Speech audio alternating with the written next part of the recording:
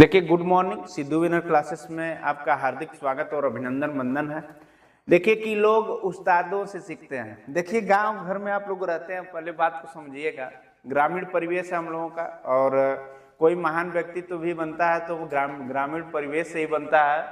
कोई भी आज जाके मुंबई में बस जाए, दिल्ली में बस जाए, गुजरात में बस जाए, या कहीं भी दुबई चला जाए या अमेरिका चला जाए, कहीं भी बस जाए, तो ये जो भारतीय संस्कृति है ये हमेशा काम आती है। हम लोग सीखते क्या है, देखिए उसी पे कि लोग उस्तादों से सीखते हैं। ग्राम में क्या होते हैं, कुछ उस्ताद होते हैं कि जो कि दूसरे के घर में क्या होता है, झांकते हैं। झांकने वाला काम कहाँ पे करते हैं? दूसरे के घर में। अपने घर में भले सब क्या रहे, अस्त व्यस्त रहे, उनसे अपने घर में नहीं दिखाई देता, दूसरे के घर में झांकते हैं। तो कि लोग उस्तादों से सीखते हैं और हमने हालातों से सीखा है। लोग उस्तादों से सीखते हैं और हमने हालातों से सीखा है। और जो हालातों से सीखते हैं उनसे क्या करते हैं? उस्ताद सीखते हैं, उनसे उस्ताद सीखते हैं। तो आप लोगों को भी समझना चाहिए कि उस्तादों से बड़ा दूरी रहे। और जब आप नॉलेजेबल हो जाएंगे, आप शिक्षित हो जाएंगे, तो खुद उस्ताद आपसे क्या करेंगे? सीखेंगे। तो इसी परिवेश में हम लोग आते हैं। कल का सेशन जो था हमारा, कल का सेशन था सैयद वंश, जिसमें हम लोग पढ़े थे सैयद वंश के महान शासकों के बारे में, क्रांतियों के बारे में, कौन से लोग सैयद वंश के महत्वपूर्ण पदों पर रहे, भूमिका निभाई, और कैसे उसका पतन हुआ। आज हम लोग पढ़ेंगे जब बहलोल लोदी को बुलाया गया तो वहीं पे क्या हुआ कि लोदी वंश का शुरुआत हो गया और पतन किसका हो गया? सैयद वंश का। तो आइए लोदी वंश हम लोग पढ़ते हैं। लोदी वंश एग्जाम में आपसे पूछेगा कि लोदी वंश का संस्थापक कौन था। तो लोदी वंश सबसे पहले चला 1451 से 1526। ये लगभग कितने वर्ष तक चला? ये 75 वर्ष तक चला। 75 वर्ष। कितने वर्ष तक? 75 वर्ष तक। लोदी वंश जो था ना, सबसे ज्यादा शासन करने वाला था, ठीक है, वंशों में। तो ये 75 वर्ष तक चला था। और ये इसको कर लीजिए कि दिल्ली सल्तनत का दिल्ली सल्तनत का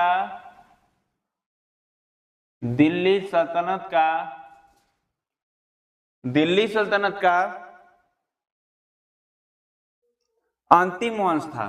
दिल्ली सल्तनत का अंतिम वंश था। दिल्ली सल्तनत का अंतिम वंश था कौन? लोदी वंश। और दिल्ली सल्तनत का अंतिम वंश था। और ये नंबर में जो था पांचवा था, नंबर में पांचवा वंश था, पांचवा वंश था। बात समझ में आ गई होगी आपको। दिल्ली सल्तनत का अंतिम शासक था और पांचवा वंश था, ठीक है। आगे संस्थापक, इसका संस्थापक जो था, संस्थापक नींव रखने वाला व्यक्ति, वो कौन था? बहलोल लोदी। कुछ बच्चे इसको याद करते हैं बकलोल लोदी। क्या कहते हैं?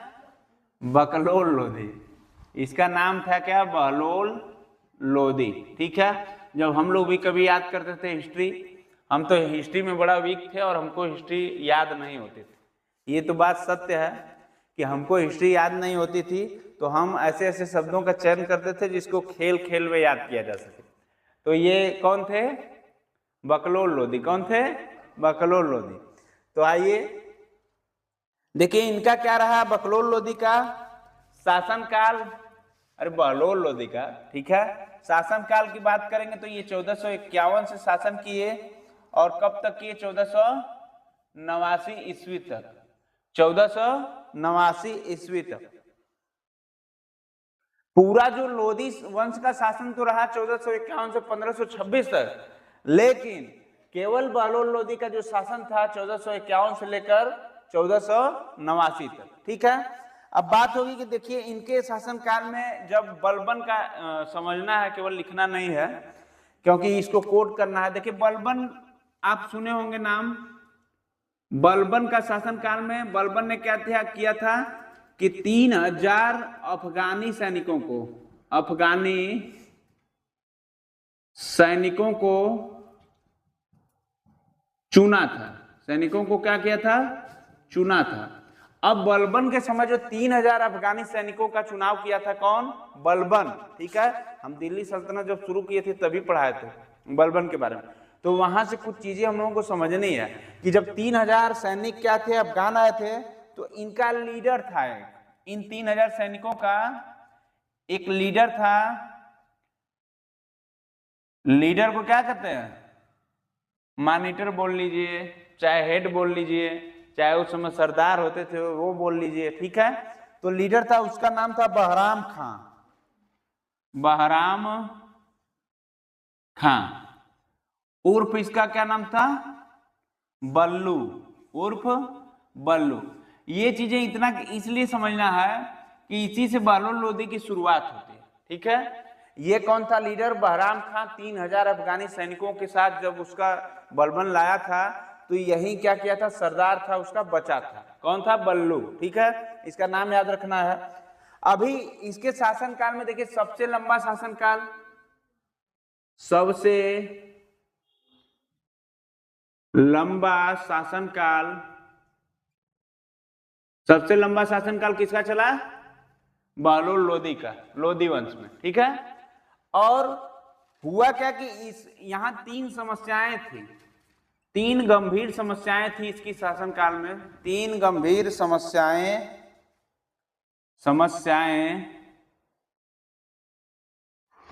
थी।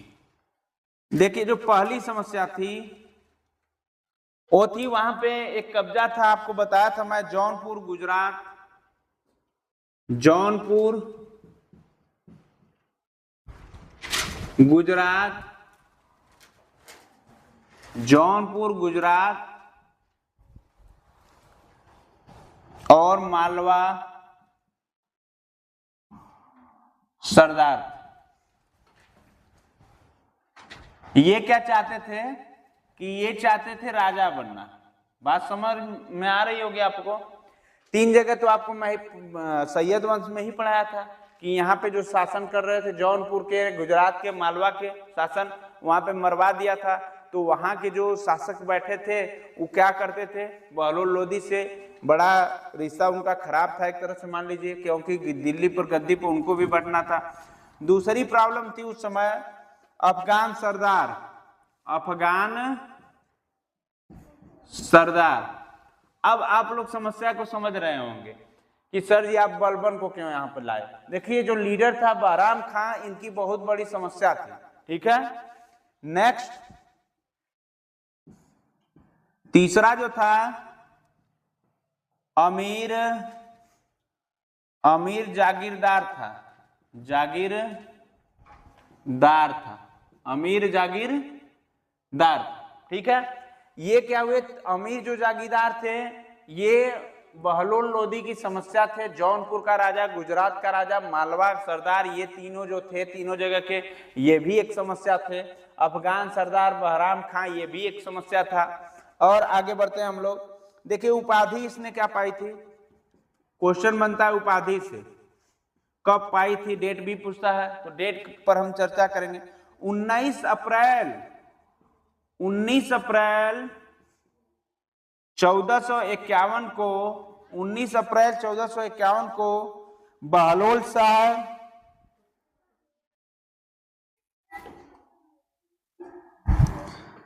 देखिए 19 अप्रैल 1451 को बहलोल शाह गाजी, बहलोल शाह गाजी 19 अप्रैल 1451 को बहलोल शाह गाजी VS मोहम्मद शाह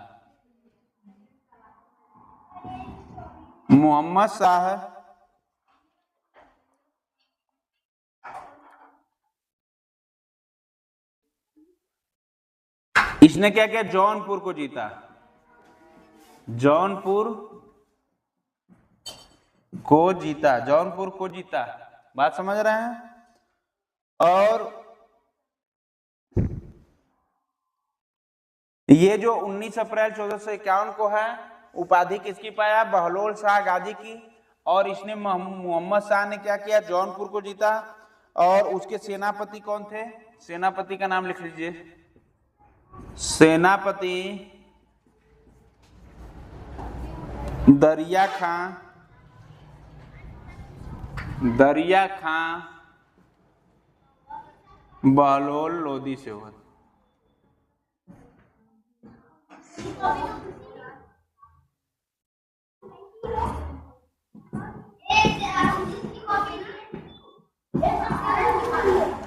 देखिए युद्ध हुआ कहां से था, किसके किसके बीच। देखिए ये मोहम्मद शाह भाग गया था सैयद वंश में, ठीक है। मोहम्मद शाह कहां भाग गया था, उरड़ छोड़ के भाग गया था, लेकिन उसका एक सेनापति था दरिया खां। क्या नाम था उसका, दरिया खां।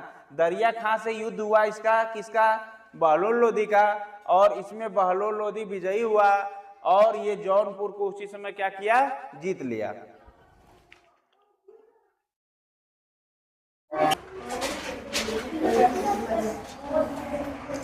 देखिए यह चाहता था कि इसका बेटा क्या करे, गद्दी पर बैठे, और बेटा का नाम था क्या, बारबक शाह। इसीलिए क्या था कि ये संधि किया था, ठीक है, बहलोल लोदी से महमूद शाह को हराने के लिए।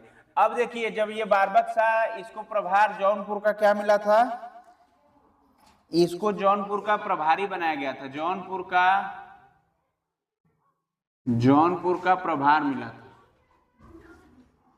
ठीक है।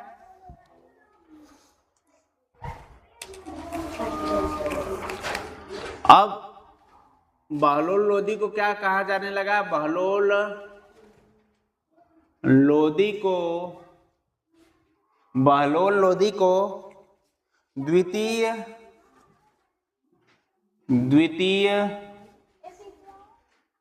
सिजेरियन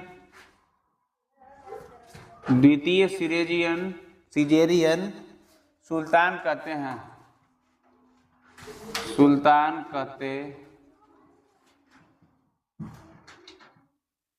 हाँ।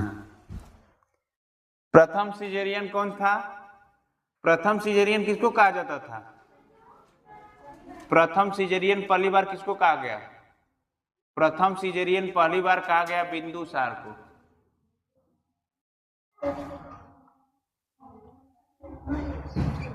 और द्वितीय सिजेरियन किसको कहा गया, बहलोल लोदी को। अंतिम अभियान जो चला इसका,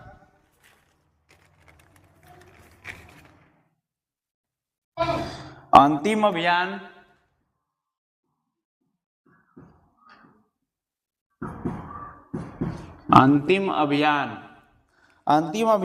जो बहलोल लोदी का चला, ग्वालियर के विरुद्ध चला, ग्वालियर के विरुद्ध ये चला था कब, 1489 में।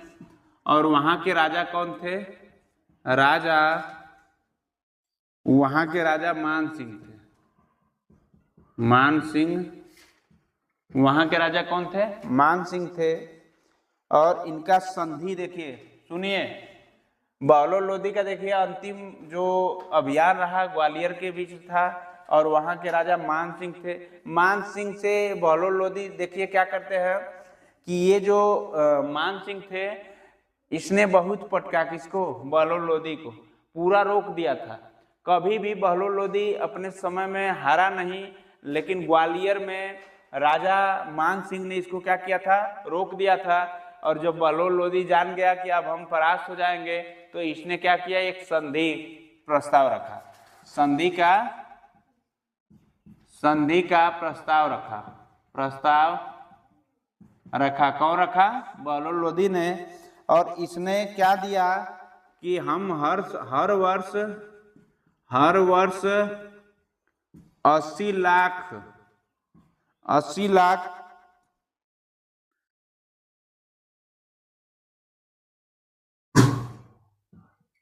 टका भिजवाएंगे।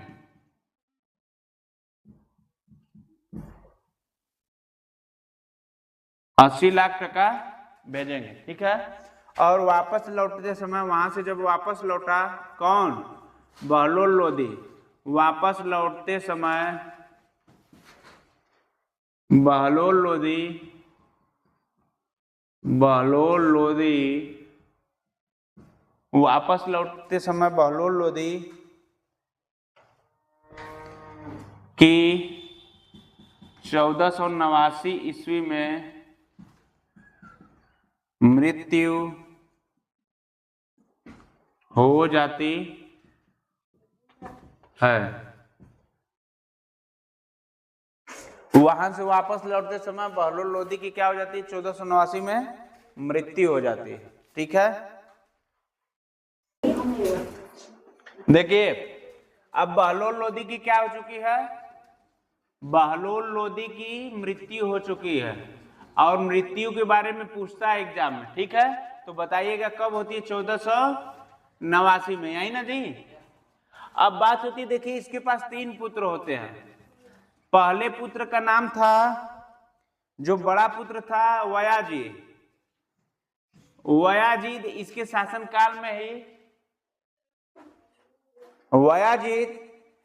शासनकाल में ही मारा गया था। तो वयाजीद की क्या हो चुकी थी? मृत्यु हो चुकी थी बहलोल लोदी के शासनकाल में ही।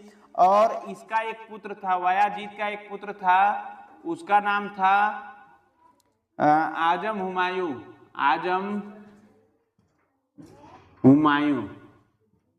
देखिए नाती वाला भी हो गया है, कौन? बहलोल लोदी। ध्यान से देखिए इधर, दूसरा पुत्र जो था इसका, उसका नाम था बारबक शाह, जिसको ये राजा बनाना चाहता था। कौन? बारबक शाह। किसका बेटा? ये बारबक शाह जब सेनापति उसका जो हुआ, संधि हुआ, तो महमूद शाह से जब युद्ध लड़ा, बारबक शाह वही है, इसको ही क्या बनाना चाहता था? ये राजा बनाना चाहता था अपने बाद। तीसरा जो है सिकंदर लोदी इसका नाम था। और अन्य नाम जो था सिकंदर लोदी का अन्य नाम निजाम खां था। निजाम खां। तो सिकंदर लोदी को ही हम लोग पढ़ेंगे, क्योंकि ये बहुत ही प्रभावशाली राजा रहा अपने समय का, तो इसके बारे में हम चर्चा अधिक करेंगे।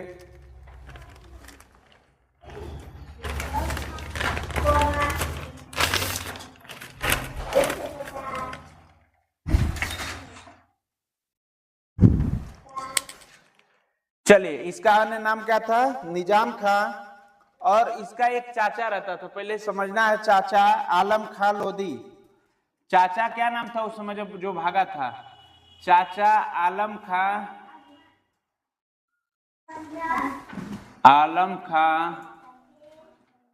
लोदी। ये भाग गए थे। ये क्या हुए थे?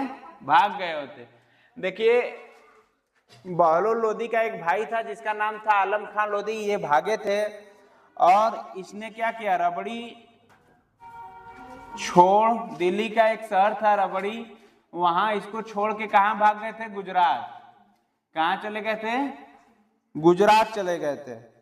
और इनका एक भतीजा था, आप लोग जानते ही हैं, भतीजा बहलोल लोदी का नाम क्या था उसका? आजम हुमायूं।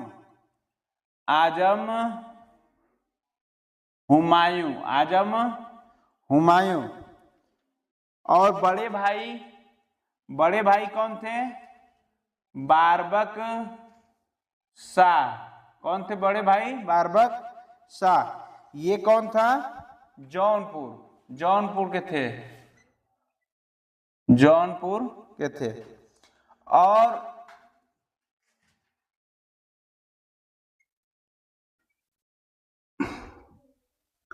देखिए हम लोग पढ़ रहे हैं क्या? सिकंदर लोदी के बारे में। सिकंदर लोदी का अन्य नाम क्या था? निजाम खां। अब निजाम खां जो था बहलोल लोदी का जो था तीसरा पुत्र था। कौन सा पुत्र? थोड़ा सा लिखना बंद कीजिए, लिखना है कब जब हम बोलेंगे तब। देखिए ये जो सिकंदर लोदी था बहलोल लोदी का क्या था? पुत्र था। इसका अन्य नाम क्या था? निजाम खां। क्या था अन्य नाम?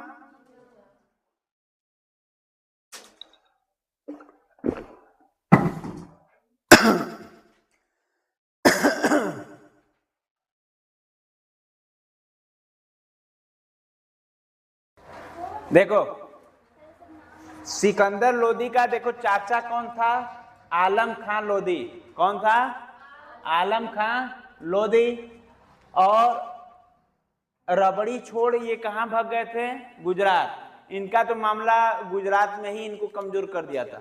इनके समकक्ष जो इर्द गिर्द लोग थे इसको क्या किया था? मरवा दिया था सबको। कौन? सिकंदर लोदी ने। अब देखो आजम हुमायूं कौन है? इसके बड़े भाई का पुत्र है। बड़ा भाई तो मारा गया है, क्या नाम है उसका? वयाजिद।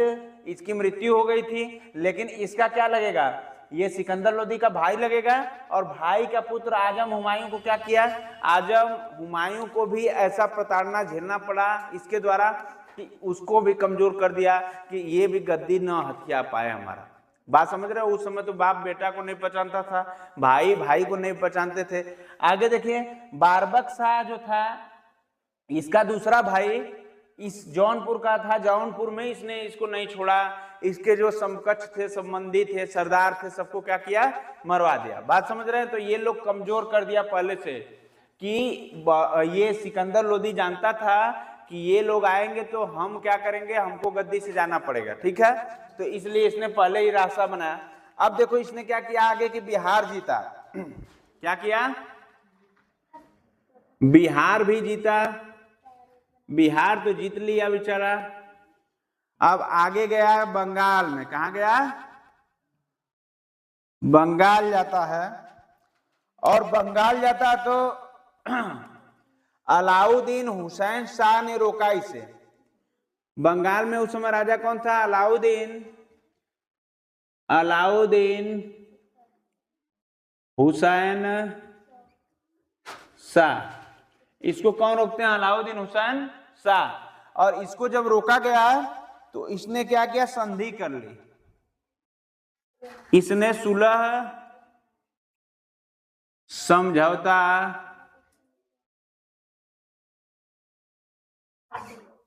किया। अब देखो बंगाल तो जीतता है, लेकिन जब बिहार जीतता है, बंगाल जाता है। तो बंगाल जब जाता है तो वहां अलाउद्दीन हुसैन शाह गद्दी पर बैठे थे बंगाल में। तो बंगाल जब ये गया ना तो इतना आसान नहीं था सिकंदर लोदी के लिए। सिकंदर लोदी को क्या किया कि लोहा लेना पड़ा उससे। वो जान गए सिकंदर लोदी के हम हारेंगे, तो इसने क्या किया? एक सुलह संधि मान लीजिए किया। ठीक है, कौन? सिकंदर लोदी। इसके बारे में लिखते हैं कि यह बहलोल लोदी का क्या था? यह बहलोल लोदी का तीसरा पुत्र था। देखिए पुत्रों का नाम पूछता है बहलोल लोदी के। तीनों पुत्रों का नाम याद कर लीजिएगा। ठीक है, बड़ा भाई, बिचला भाई और छोटा भाई। ठीक है, ये छोटा वाला गद्दी पर ज्यादा समय तक बैठेगा। यह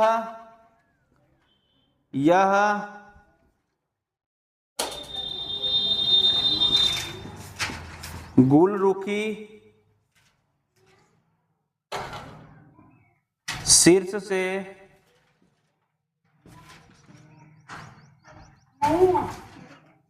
कविता लिखता था।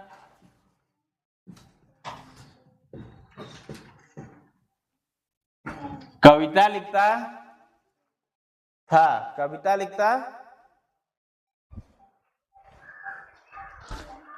लिखता था। इसको बहुत बड़ा देखिए कवि भी माना जाता था, क्योंकि ये कविता लिखता था। लोदी वंश में सबसे विद्वान शासक था। अब आप कहोगे कि सर ये बड़ा क्रूर था, तो ये विद्वान कैसे हुआ? तो बहुत सारे राजा महाराजा आए जो कि क्रूर भी थे और विद्वान भी थे। ठीक है, तो इसको क्या लिखिएगा? लोदी वंश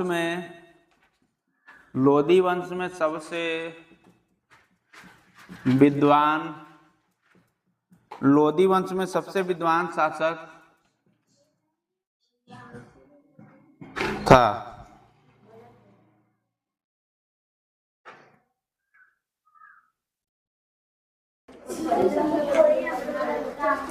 देखिए इसी के समय भारतीय संस्कृत, इसी के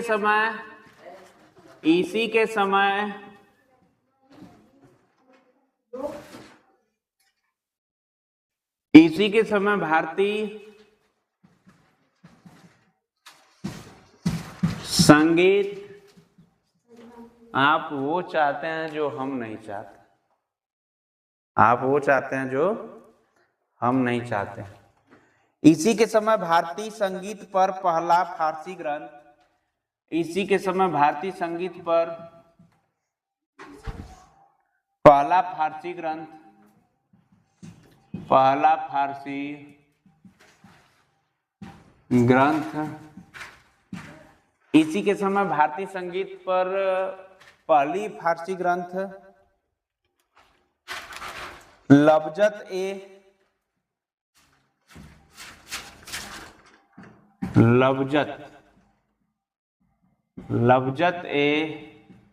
सिकंदर, लफ्जत ए सिकंदर शाही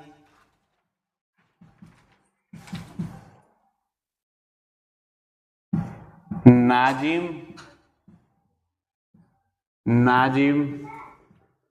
अहमद द्वारा लिखी गई, अहमद द्वारा लिखी गई, अहमद द्वारा लिखी गई। इसी के समय मियां भूया ने 2 ग्रंथ लिखी। अरे इसके दरबार में रहते थे। इसी के समय सिकंदर लोदी के समय ही मियां भूया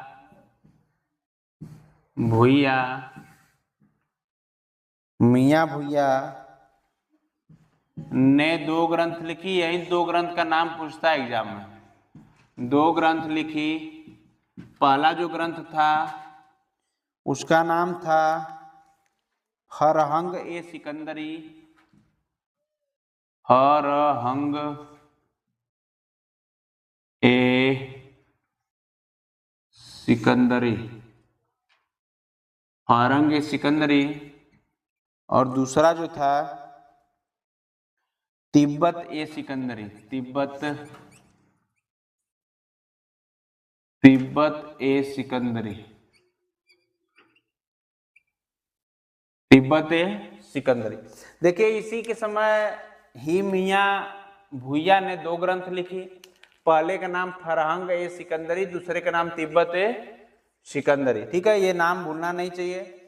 और एक मियां भूया, देखिए ये क्या था, वजीर था, वजीर था।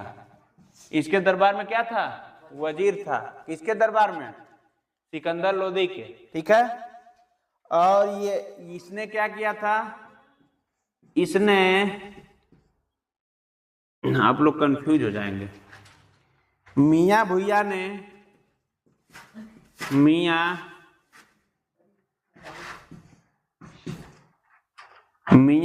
ने मोठ की मस्जिद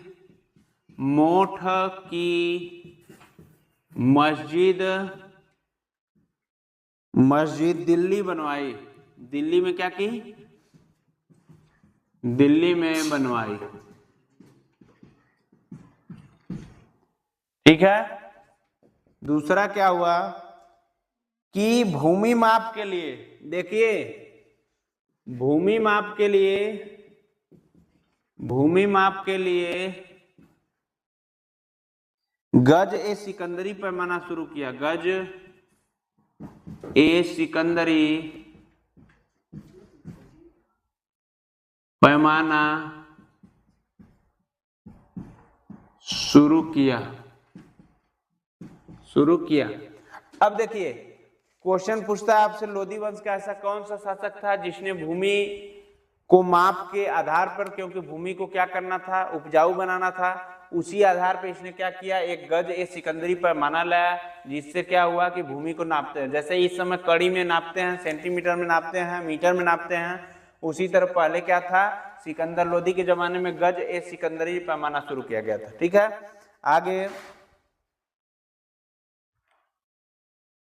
आगे योग्य व्यक्तियों को आर्थिक सहायता देना था। योग्य व्यक्तियों को को आर्थिक सहायता देनी थी।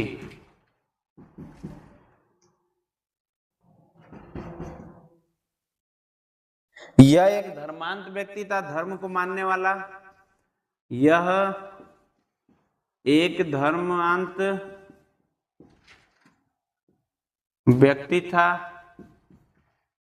यह एक धर्मांत व्यक्ति था और पीरों एवं संतों की मजारों पर जाने से रोक लगा दी थी। देखिए क्या कहा था, यह पीरों व संतों, यह पीरों व संतों की मजारों पर जाने से रोक लगा दी थी, रोक लगा दी थी।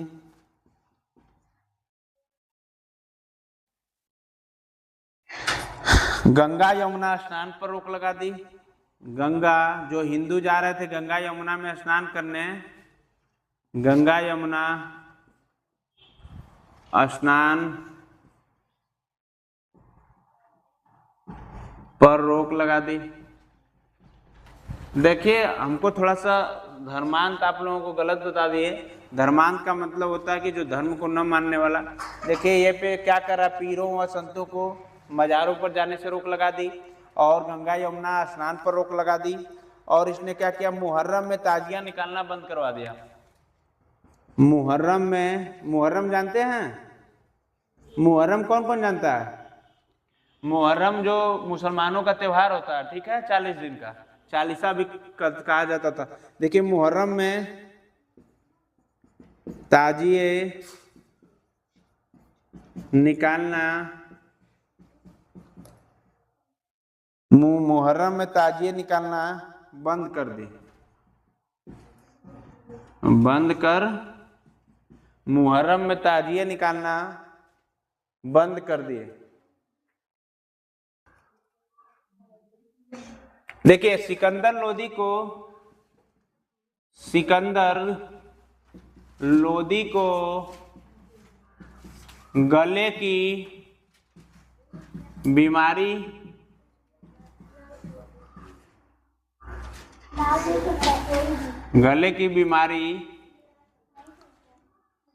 के कारण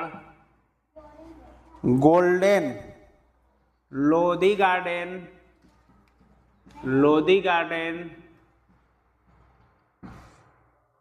दिल्ली में मृत्यु हो जाती है।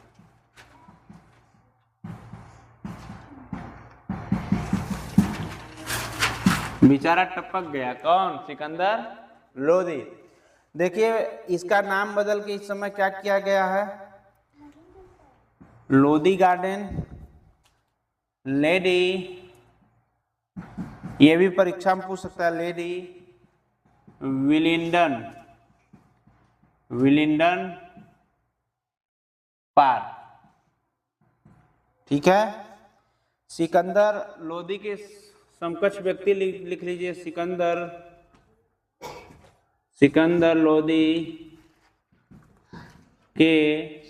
लोधी के समकालीन व्यक्ति,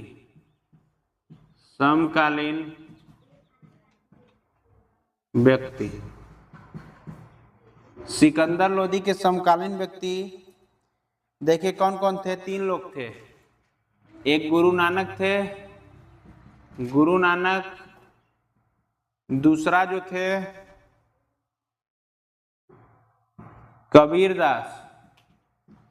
कबीरदास, ये किसको मानते थे? लिखा था साखी शबद रामायणी, ठीक है। और तीसरा जो व्यक्ति था ये था राणा सांगा। देखिए आए दिन पॉलिटिकल लोग अपने फायदे के लिए बोलते हैं कि राणा सांगा को भारत में कौन लाया था, जहां पे मुगलों की एंट्री हुई थी, ठीक है, 1526 में। तो ठीक है, इसका जवाब हम देंगे आगे चल के अगले सेशन में। अभी जो क्वेश्चन पूछता है आपसे कि सिकंदर लोदी ने 1504 ईस्वी में आगरा की स्थापना की।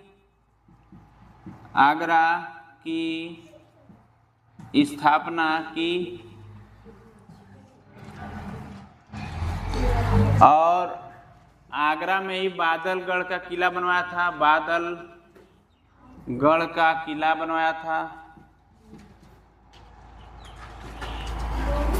1506 ईस्वी में सिकंदर लोदी ने आगरा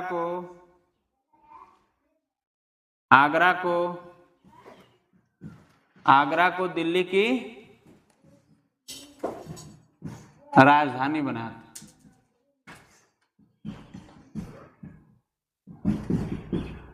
तो आपसे यही क्वेश्चन एग्जाम में पूछता रहता है, ठीक है। एग्जाम में क्वेश्चन ये पूछता है कि दिल्ली की जो राजधानी आगरा बनी थी, ये लोदी वंश के किस शासक द्वारा बनाई गई थी? तो आप बताइएगा। ये जो बनाई गई थी 1506 में बनाई गई थी और सिकंदर लोदी ने बनाया था, ठीक है। गैर तो गैर हैं, गैरों से गिला क्या, अपने तो अपने हैं लेकिन अपनों से मिला क्या। इसी आज इस सेशन को यहीं पर हम लोग विराम दे देंगे, ठीक है।